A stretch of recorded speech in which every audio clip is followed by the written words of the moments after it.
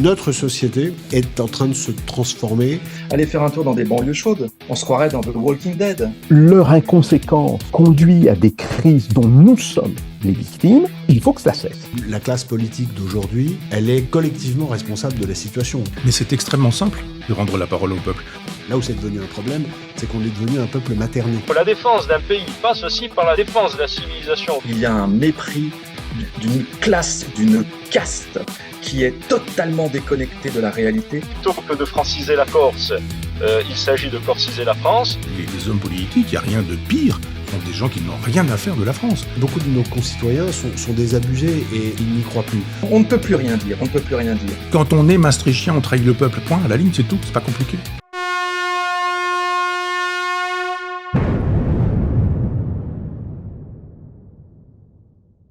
Jacques Beau est avec nous. Bonjour Jacques Beau.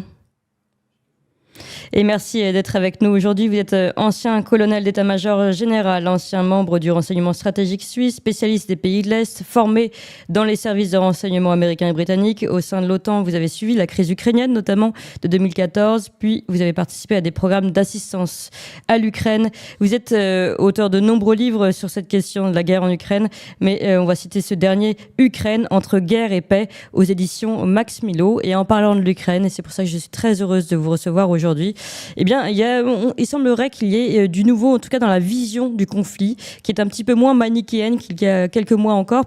Et avant de vous donner la parole, Jacques Beau, je vais vous citer quelques articles, plutôt quelques titres d'articles, des indicateurs, on va dire, de la tendance. Le New York Times, donc journal démocrate, pas connu particulièrement pour son soutien à la Russie depuis le début, a publié récemment 2 articles qui vont à contre-courant du discours qu'on a entendu jusqu'à maintenant du côté occidental. Eh bien, d'abord, avant-hier, il a publié un article revenant sur la tragédie du marché ukrainien qui avait fait 17 morts début septembre. Eh bien, selon le New York Times, il a publié cet article, Evidence suggests Ukrainian missile caused market tragedy. Donc les preuves recueillies donc par le New York Times suggèrent que c'est un missile ukrainien qui a causé la tragédie du marché.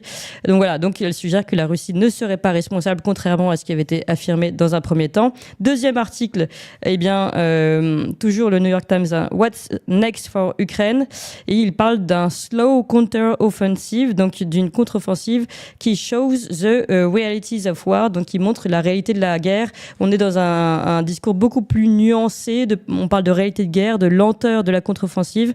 On est bien loin d'un titre comme celui que je peux vous citer maintenant de Libération, contre-offensive ukrainienne. Kiev affirme avoir percé la ligne de défense russe après près de Bakhmout. Et puis déjà, un autre petit signal, déjà un petit peu plus tôt du New York Times, déjà fin août, c'était le 21 août, elle révélait les chiffres des morts des deux côtés de la ligne de front. Elle évaluait à 500 000 le nombre de militaires tués et blessés dans les deux camps depuis février 2022, ce qui a même inspiré un article du Monde, et ce sera le dernier titre que je vais vous citer, particulièrement intéressant. Derrière le secret des pertes militaires en Ukraine, un massacre à grande échelle. Voilà le Monde qui titre un massacre à grande échelle. Donc on est bien loin d'un discours belliqueux qui a invité à aller sur le front victorieux, souvent relayé par la France. Alors que se passe-t-il vraiment dans cette contre-offensive, mais même sur un champ plus large? Jacques Beau, c'est pour ça qu'aujourd'hui je suis très heureuse de vous recevoir pour en savoir plus. Oui, bonjour, et merci d'avoir rappelé tous ces titres qui semblent très différents les uns des autres et qui en réalité montrent une sorte de fil conducteur, effectivement, sur le discours. Comme je l'avais dit d'ailleurs depuis très longtemps, la contre-offensive ukrainienne était vouée à l'échec. Et en réalité, les Américains le savaient car ils avaient modélisé déjà au début de cette année, ils avaient fait ce qu'on appelle un jeu de guerre, qui est une modélisation du conflit compte tenu de l'offensive compte tenu de tous les éléments disponibles, et ils avaient constaté qu'elle échouerait. Donc on savait très très bien qu'elle allait échouer, et d'ailleurs même des politiciens américains ont dit on savait qu'elle échouerait, mais on comptait sur le courage sur le courage des Ukrainiens. Donc en réalité, on savait qu'on envoyait les Ukrainiens à la mort.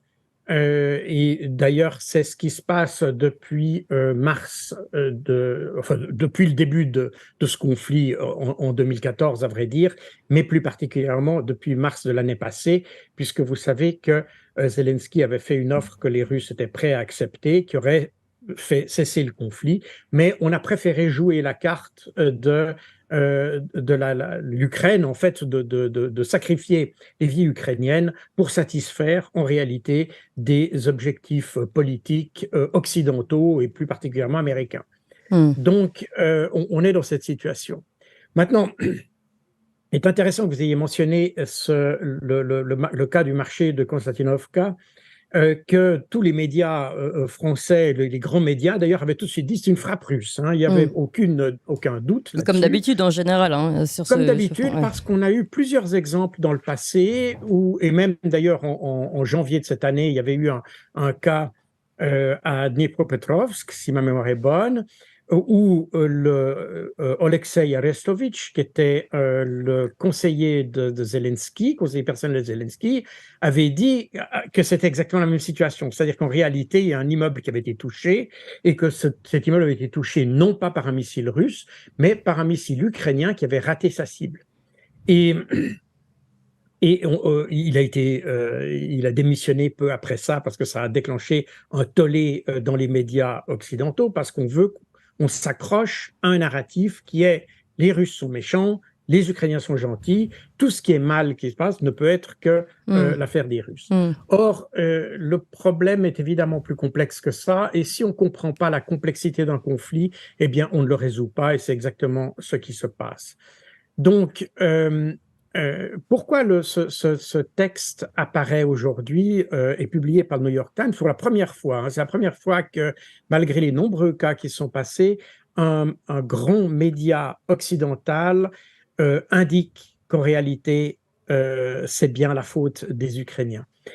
La raison est probablement à voir d'ailleurs avec ce qui se passe un petit peu actuellement à New York avec Zelensky, où il n'est pas vraiment dans la même odeur de sainteté qu'il avait connue il y a une année lorsqu'il était allé aux États-Unis.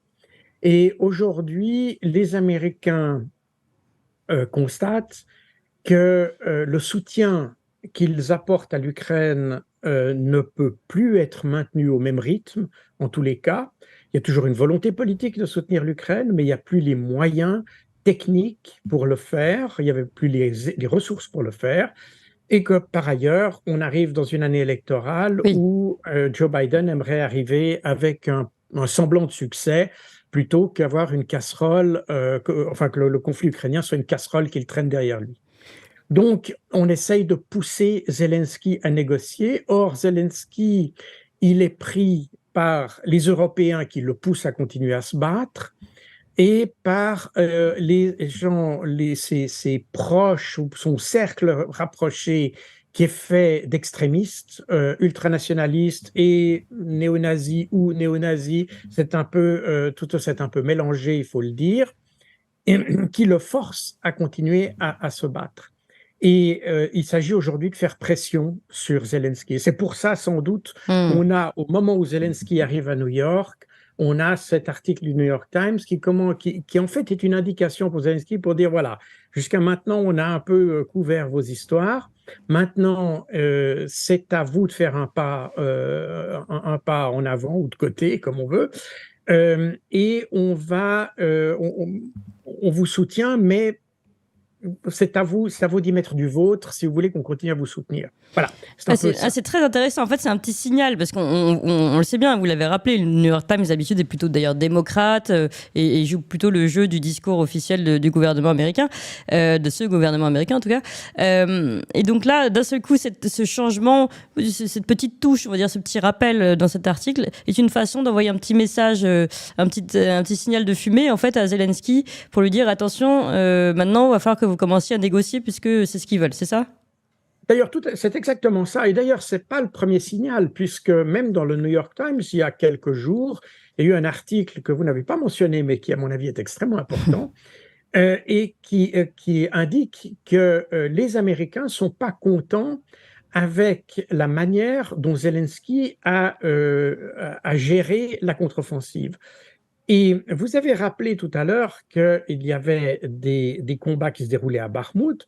En réalité, ce que nos médias ne disent pas, c'est que si l'on en croit les comptes rendus du ministère de la Défense russe, ce qui chacun est libre de le faire, mais enfin, c'est un élément qu'on a que sinon on n'aurait rien du tout.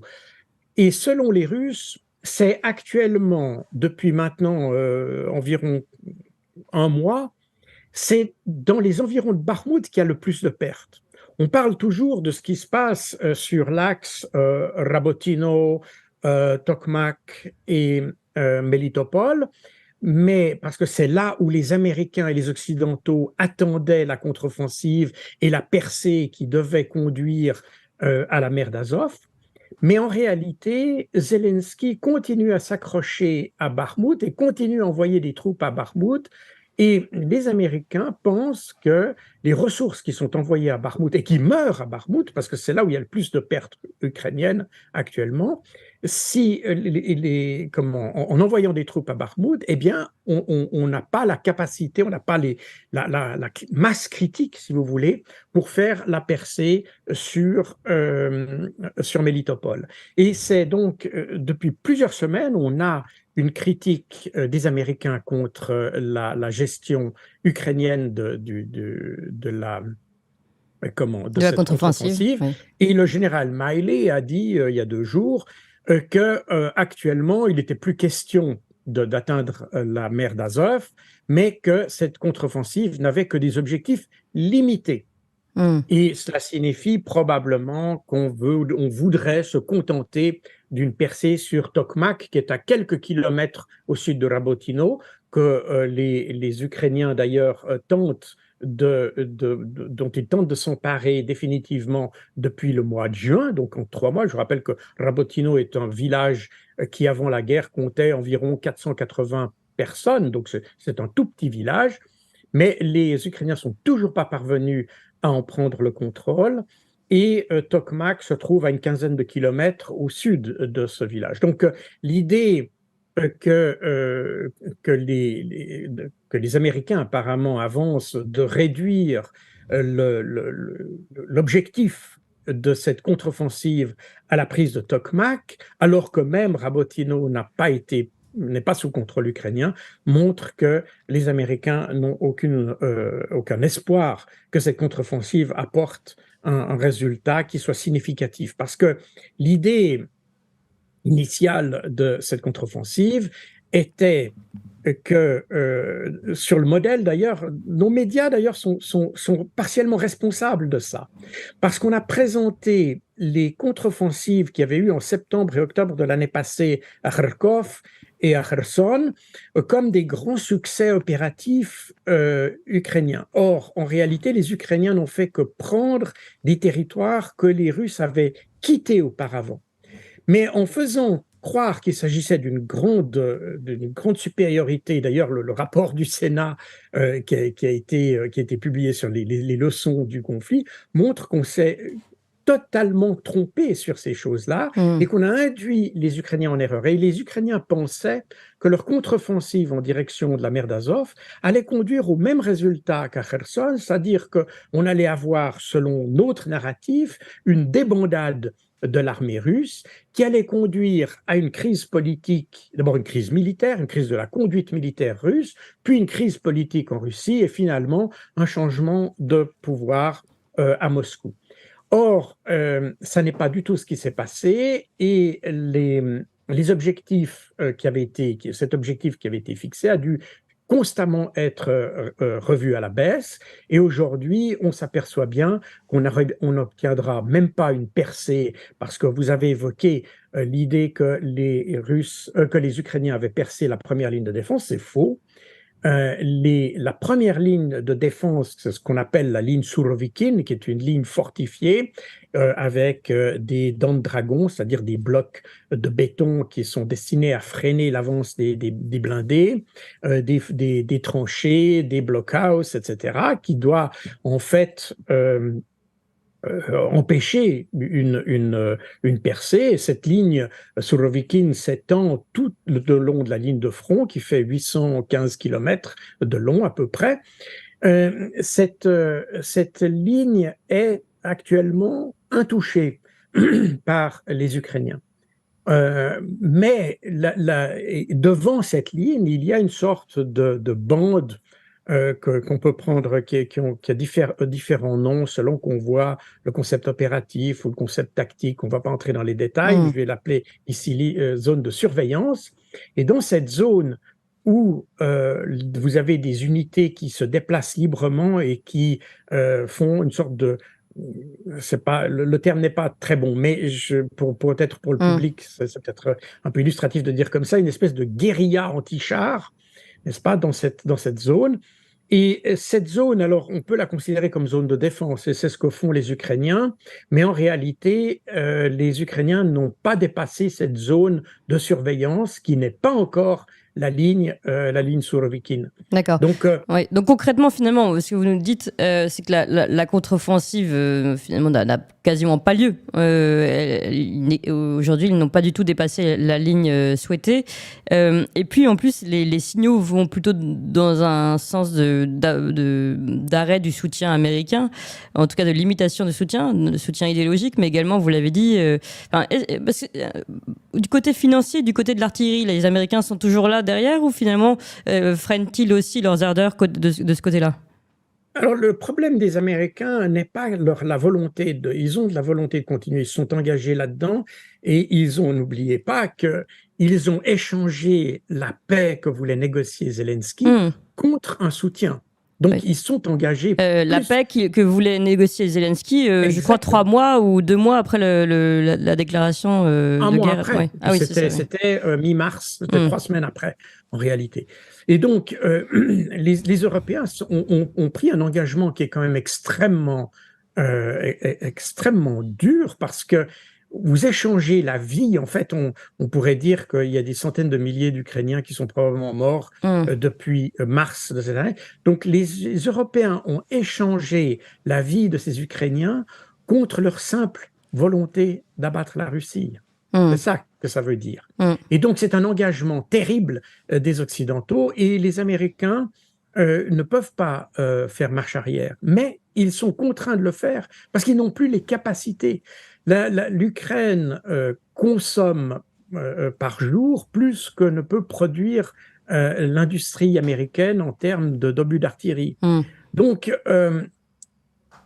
les Américains sont pris dans une sorte engrenage infernal, oui. Engrenage dans lequel ils ne peuvent que répondre par... D'ailleurs, c'est la raison pour laquelle les Américains ont été contraints d'envoyer ces obus à sous-munitions, parce qu'en fait, ils n'ont plus de munitions conventionnelles. Et donc, ils ont été obligés de passer à cette munition non conventionnelle, ces obus à sous-munitions.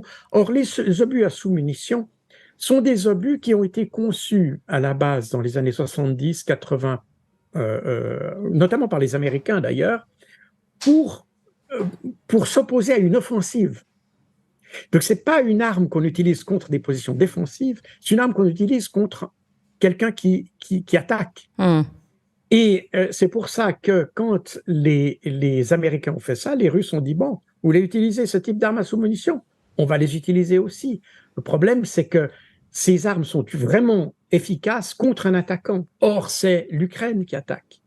Et donc, en réalité, là, une fois de plus, les Occidentaux se sont tirés une balle dans le pied. En fait, c'est ce qu'on appelle, c'est des situations que j'ai expliquées dans un de mes ouvrages sur la guerre asymétrique. On est dans une situation asymétrique, c'est-à-dire que la stratégie qu'on utilise se retourne immanquablement contre nous, tout simplement parce qu'on n'a pas pris tous les éléments pour juger la situation et adopter une stratégie qui soit adaptée à la situation. Et donc, on est exactement dans ce modèle-là, et c'est la raison pour laquelle nous avons aggravé la situation des Ukrainiens plutôt que de l'améliorer en réalité.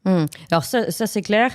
Désormais, la question qui se pose, c'est quel est le sort finalement de l'Ukraine sur place, quand on connaît, et vous commencez à l'évoquer, donc ces élections américaines qui vont arriver, le fait que Joe Biden ait potentiellement envie de présenter un bilan propre, bien ficelé, voilà, une affaire réglée, alors que là finalement il ne pourra présenter qu'une guerre qui s'embourbe, et ce n'est absolument pas positif. Alors, est-ce qu'il risque, finalement, est-ce que les Ukrainiens peuvent craindre aujourd'hui d'être progressivement laissés doucement par les Américains, et comment peuvent manœuvrer et les Ukrainiens et les Américains pour s'en sortir dans ce cas-là? Alors, de nouveau, je pense que la volonté politique des Occidentaux est de Le soutien, continuer à oui. soutenir l'Ukraine. Donc Oui, ça, oui. c'est clair. Mais Le il y a la problème, question c'est des qu'on est dans une élections. Oui. situation. Mm. Le problème, on est dans une situation où si les Russes ne voient pas de... On est gentiment dans une situation où les Russes ont les capacités et les Ukrainiens ne les ont plus. Donc, quand vous voulez faire, et ce que veulent faire les Ukrainiens, d'ailleurs, ils ont dit qu'ils voulaient faire une guerre d'usure contre la Russie, quand vous faites une guerre d'usure contre un adversaire qui a plus de moyens que vous partez perdant dès le départ. Mm. Et c'est ce qui se passe. Mm. Du côté russe, si les Russes ont la perspective, n'ont pas de perspective de négociation, il y a deux possibilités pour eux. Soit ils vont dans un conflit qui s'éternise, style à la coréenne, ce que les Russes ne veulent pas, ils veulent une solution au conflit, soit ils vous détruisez totalement l'Ukraine. Mm. Et c'est en fait dans ce système qu'on est en train de placer l'Ukraine. Et il y a encore des régions, ça fait longtemps qu'on parle, par exemple, de la question d'Odessa, qui pourrait être reprise par les Russes. Les Russes ne semblent pas être très chauds pour le faire parce qu'ils n'y sont pas contraints. Mais s'il n'y a pas d'autre option pour obtenir la paix que d'asphyxier totalement l'Ukraine, eh bien, ils le feront. Vous savez, les Russes étaient prêts à quitter l'Ukraine en mars 2022, puisque c'était la proposition de Zelensky. Ils étaient prêts à quitter l'Ukraine. Donc les Russes sont pas attachés ou n'étaient pas attachés à ce territoire. Aujourd'hui, évidemment, les positions ont changé. On les a placés dans des situations où maintenant ils ont consolidé leur position et on part dans une négociation, on partira de la situation actuelle et non pas de la situation qu'il y avait en mars 2022. Donc alors, quel est selon vous justement le sort qui est réservé à l'Ukraine dans ce cas-là? Justement, une négociation? Ou va-t-elle continuer cette guerre entre guillemets d'usure? Comment vous voyez les choses? Mais ça fait très longtemps que l'on dit que les personnes censées, ce qui exclut à peu près tous nos médias et la plupart de nos politiciens, les personnes censées disent que ça fait longtemps que l'Ukraine aurait dû négocier. Déjà, on ne veut pas revenir là-dessus parce qu'on a dépassé ce stade, mais déjà au niveau des accords de Minsk, si on avait intelligemment négocié là-dessus, l'Ukraine aurait certainement des centaines de milliers d'hommes valides pour faire son économie aujourd'hui. Donc, les Occidentaux se sont enferrés dans une espèce d'idéologie anti-russe qui a conduit l'Ukraine en fait au désastre.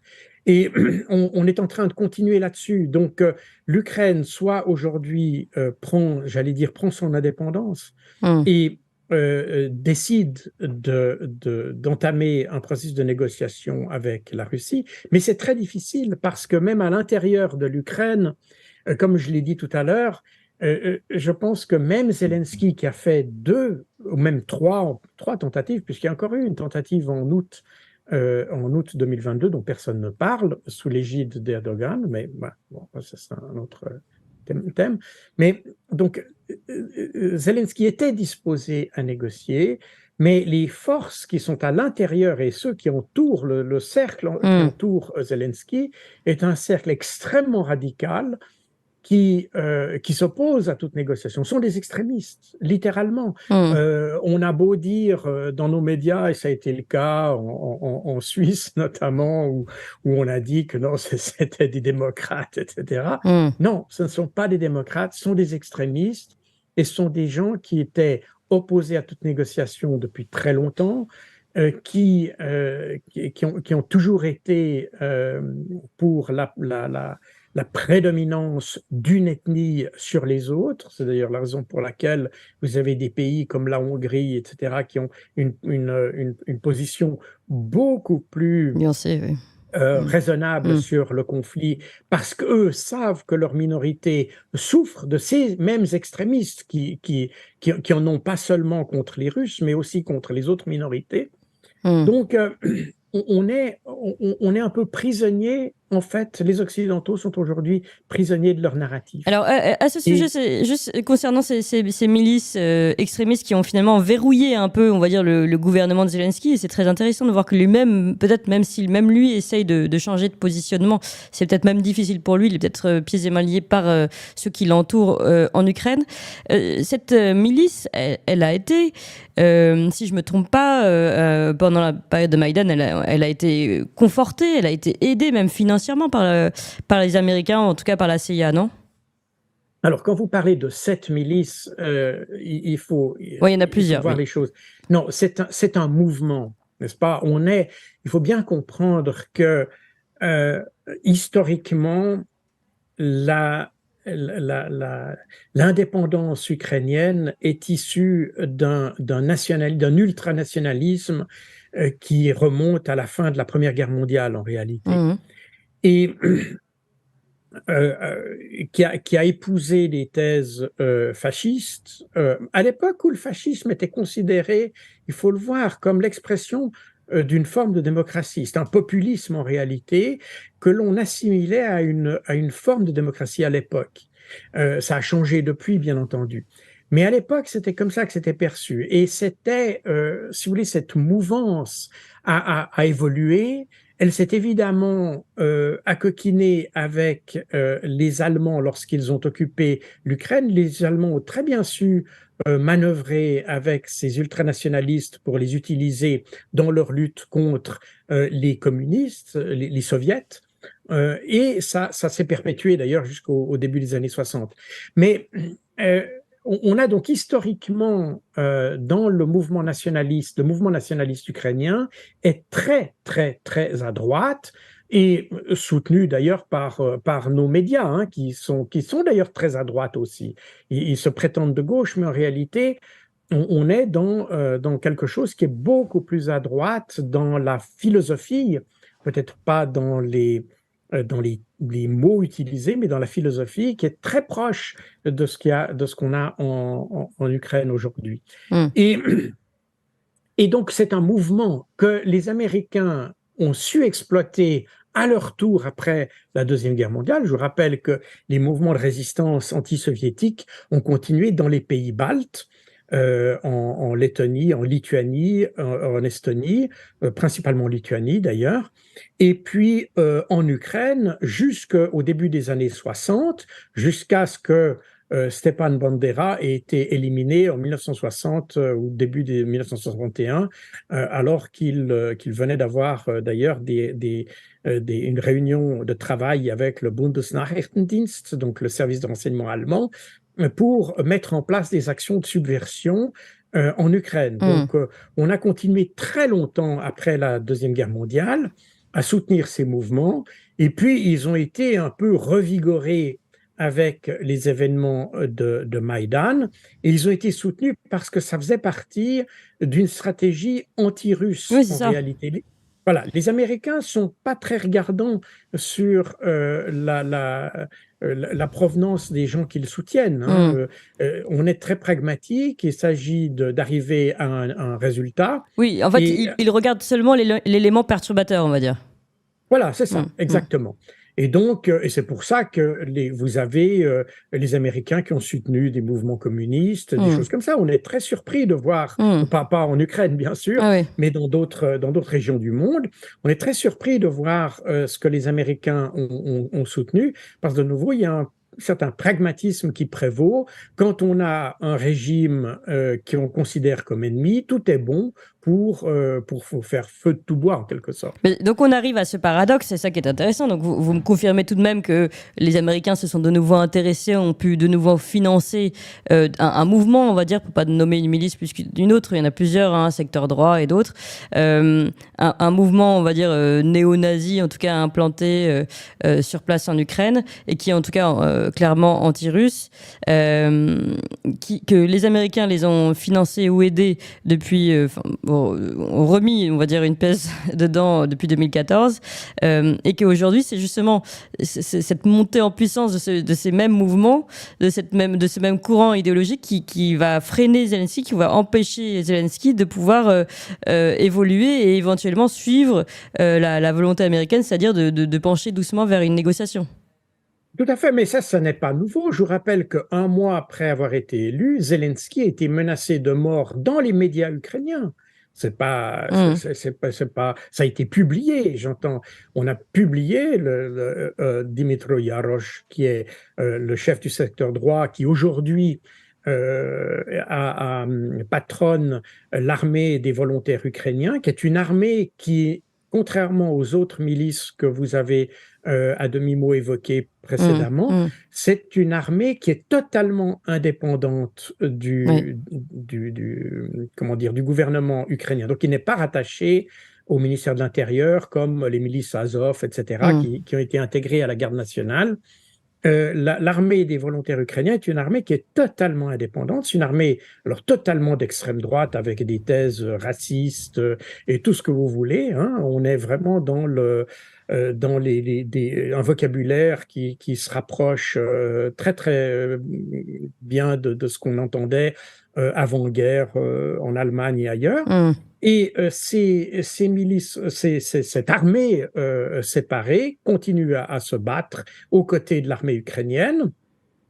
Et le chef, Dmytro Yarosh, a publiquement menacé de mort Zelensky s'il tentait un rapprochement avec la Russie, puisque je vous rappelle, Zelensky a été élu sur le programme d'un rapprochement avec les Russes. Oui, tout à fait.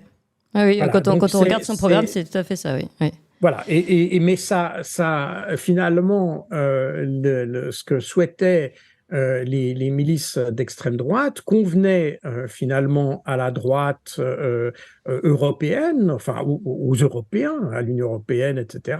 Et d'ailleurs, l'Union européenne n'a jamais remis en question ce genre de milices. Au contraire, ils ont essayé d'en minimiser l'impact, de dire que ça n'existait pas, que ça n'existait plus, etc. Or, tout récemment, d'ailleurs, il y a eu plusieurs articles dans la presse américaine, d'ailleurs, de nouveau, qui affirment que ces milices, je crois même qu'il y avait dans le Washington Post un article qui montrait que ces milices et l'idéologie néo-nazie continuaient à imprégner l'armée ukrainienne.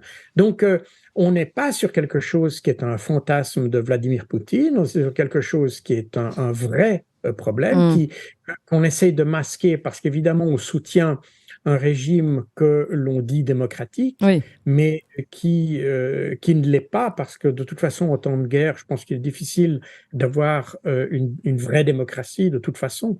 Donc, ça n'est pas simplement une question d'Ukraine ou pas Ukraine, c'est la question de guerre ou pas guerre. Et là, dans n'importe quel pays, quand on est en guerre, on doit faire sans doute quelques entorses au principe de la démocratie et de la liberté d'expression. C'est en fait assez logique, ça, quelque part, d'une certaine manière. Et c'est logique pour n'importe quel pays, c'est logique pour l'Ukraine aussi. Donc, il faut aussi le reconnaître. Mais il faut le reconnaître. Et donc, il faut admettre aussi que lorsqu'on soutient l'Ukraine, on soutient aussi, finalement, on est plus anti-russe que pro-Ukraine. Et c'est là qu'est le vrai problème, pro-ukrainien, le vrai dilemme. Jacques Beau, il est 10h, on dépasse un petit peu. Si ça vous dérange pas, je voudrais encore vous poser une question. On a pas mal de questions aussi sur le flux des auditeurs qui vous apprécient beaucoup. D'ailleurs, n'hésitez pas à le préciser, à mettre des petits likes sur la bande YouTube. Jacques Beau, une question. Certains se demandent si, justement, avec les élections, si jamais les républicains gagnent les élections américaines, donc a priori, probablement Donald Trump, on ne sait pas encore qui seront les autres candidats. Est-ce que ça peut changer la donne sur la scène ukrainienne? Alors écoutez, je pense que ça pourrait, disons, il est très probable que si par exemple Donald Trump devait être élu, il cherchera à arrêter ce conflit non pas par sympathie pour les Russes, parce que je vous rappelle que je crois qu'aucun président américain n'a plus pris de mesures anti-russes que Donald Trump, contrairement à ce qu'on dit. Je crois qu'il n'y a aucun président américain qui en a pris autant de mesures, dans différents domaines, hein, sanctions, retrait de différents traités, etc., etc. D'accord. Et d'ailleurs, comme Zelensky l'avait dit, hein, il y a quelques semaines, on avait dit, mais est-ce que Donald Trump voulait résoudre ce conflit en 24 heures? Et Zelensky a répondu avec beaucoup de logique. D'ailleurs, il avait dit, si vraiment Trump avait voulu le faire, il aurait pu le faire lorsqu'il était président. Oui. Tout à fait. Et c'est ce qui montre qu'aujourd'hui, Donald Trump, c'est un opportuniste. Oui. Il est probable qu'il apporte une solution au conflit, non pas parce qu'il n'a pas envie de ça, mais parce que c'est par sympathie pour l'Ukraine ou par sympathie pour la Russie, mais tout simplement parce que l'implication américaine dans ce conflit est devenue un casse-tête. Et comme je l'ai dit tout à l'heure, l'Amérique s'est engagée et ne peut pas reculer devant cet engagement parce que ce serait trop évident. Et d'autre part, les capacités industrielles des États-Unis ne suffisent pas à combler le déficit des Ukrainiens. Donc, on est un peu dans ce qu'on appelle en anglais un catch-22, c'est-à-dire une sorte de serpent qui se mord la queue. Oui.